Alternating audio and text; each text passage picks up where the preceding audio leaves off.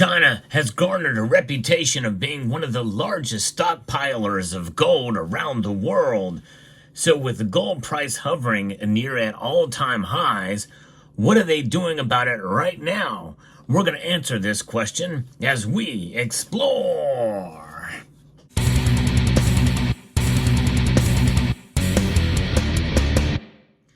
Right now it's a mixed bag as to what they're doing with gold. There's conflicting stories out there, as I have reported fairly recently that China has paused buying gold for about 2 months.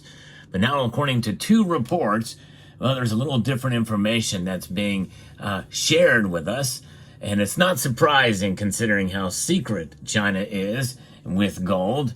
But the first piece I'm going to be reporting from is from Bloomberg News about China's gold imports have tumbled again as record prices have deterred buyers. Consumers continued to pull back on gold purchases last month as record prices and a sustained economic slowdown curbed demand in the world's biggest bullion buying nation. Gold imports in July fell 24% to 44.6 tons, the lowest in more than 2 years, according to customs data that was just recently released.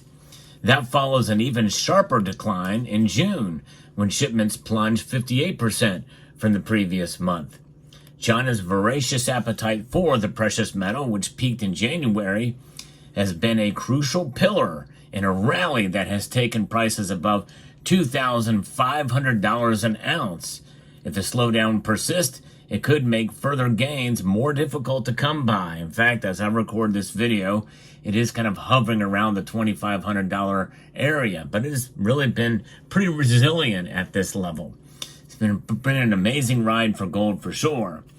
The surge has been driven by haven demand and optimism that the Federal Reserve will soon begin cutting interest rates, as well as purchases from both Asian consumers and global central banks, including the People's Bank of China. The dramatic drop-off in shipments shows how badly the double whammy of lofty prices and weak economy is affecting Chinese buyers. Bruised by a prolonged property crisis and a weaker local currency, shoppers are now finding that gold is much less affordable. You may remember I reported that they were buying very, very small, tiny 1-gram beads that essentially went on necklaces and the like. That's how small of increments they were buying gold. But it sounds like even that has scaled back somewhat. And notwithstanding also the threat of fake gold that is being sold even from within their own country. The biggest hit has come to discretionary purchases of items like jewelry, while bars and coins continue to attract demand from investors seeking a store of value in uncertain times, like that might be the rich among the Chinese population.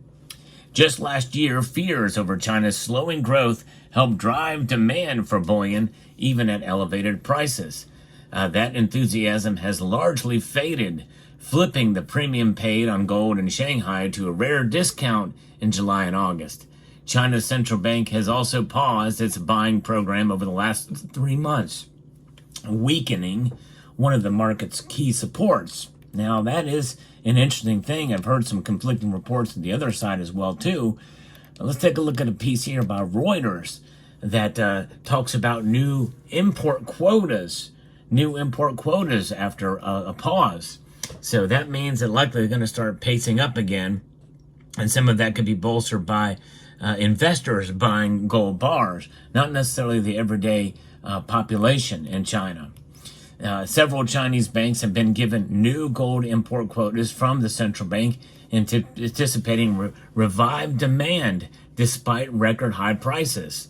According to sources with knowledge of the matter close to them that were quoted by Reuters, these new quotas aimed at helping the People's Bank of China control how much bullion enters the world's leading consumer of the precious metals. Metals were granted in August after a 2-month pause, largely due to slower physical demand from the wake of a bullish market. So there is some nuance here. The general population kind of is suffering in China, and they're not able to spend the money that they used to just to buy even small amounts of gold. But with the number of people in China being one of the most densely populated countries in the world, with the most number of people, that can have a great impact on demand for gold in general. And that means that it may be a little bit of a struggle heading up. But otherwise, if they're going to be getting more into the central bank, that could definitely work against that, which means that demand will continue to increase and prices will be sustained and buoyed up. And we very well could see $2,600 gold, maybe even before the end of next year. Spot gold has gained a lot, 21% so far this year, having hit successive record highs, striking well over $2,500 per ounce. And this is the dollar weakening and markets increasingly seeing U.S. monetary easing on the horizon in September. And that means that the Federal Reserve is going to lower rates. And the quotas have been issued, but the local premium to offshore is low. So there's no guarantee that the quotas will be used until things improve. And jewelry demand is still weak, and that's what we heard in the other piece as well, too, from Bloomberg. But investment demand is healthy. The People's Bank of China did not immediately respond to Reuters for requests for comment. China has a history of curtailing gold import quotas for several months when the yuan currency is weak against the dollar. However, this year's pause was led by banks themselves amid muted demand, according to sources. Actual gold imports have been limited due to subdued demand. This suggests that the Chinese market is currently well supplied with physical gold. The People's Bank of China continues to pause on gold purchases, reinforces the notion of ample domestic supply, according to Bernard Seen, who's the regional director of Greater China at precious metals trader and refinery MKS PAMP. China's central bank held back on buying gold for its reserves for a third straight month in July, and gold holdings stood at 72.8 million troy ounces at the end of the last month. The central bank was the world's largest single buyer of gold in 2023, with net purchases of 7.23 million ounces, according to the World Gold Council. That's just the reported gold. How much gold are they also accumulating and mining? And because China does mine a lot of gold as well, too. So that is another unknown. There's a lot of unknowns in China, by the way. In fact, a lot of people don't really trust any of their numbers or even what their economic situation is. Some people say that China's economy is doing much better than we're being told. And, they are a major rival of the United States, the second largest economy in the world, even with the situation as reported is right now. There are other signs of muted demand. Dealers in China were offering a discount of $8.50 to a $5 premium an ounce on international spot prices, according with a premium as high as $18 just a few weeks ago. The current low trading volumes on the Shanghai Gold Exchange also signaled weak activity. Now, again, that can change day by day, but judging by the resilience of gold in the United States, he doesn't see why Chinese consumers will refrain from it. But keep in mind, jewelry demand and cultural demand, that is something we have to think about, cultural demand for precious metals. That's really unique to Eastern nations, especially China and India. But what about Thailand, Korea, Japan, and Vietnam, and Indonesia? We don't really hear much about gold in those countries, but they have significant populations as well. But we hear about it mostly in China. China's a big player economically. China and India are the biggest players economically on the world stage. They make up the vast majority of the BRICS complex as well. And you know what's going on with gold compared to BRICS. Gold is going to be the ultimate backdrop and foundation, whether or not there's a gold-based BRICS currency or not. It matters not. They have the gold. And they have the gold, in a sense that gives them essentially more of a say and more power in how trade is going to be happening and occurring between those nations. And the ultimate backdrop, the ultimate safe haven.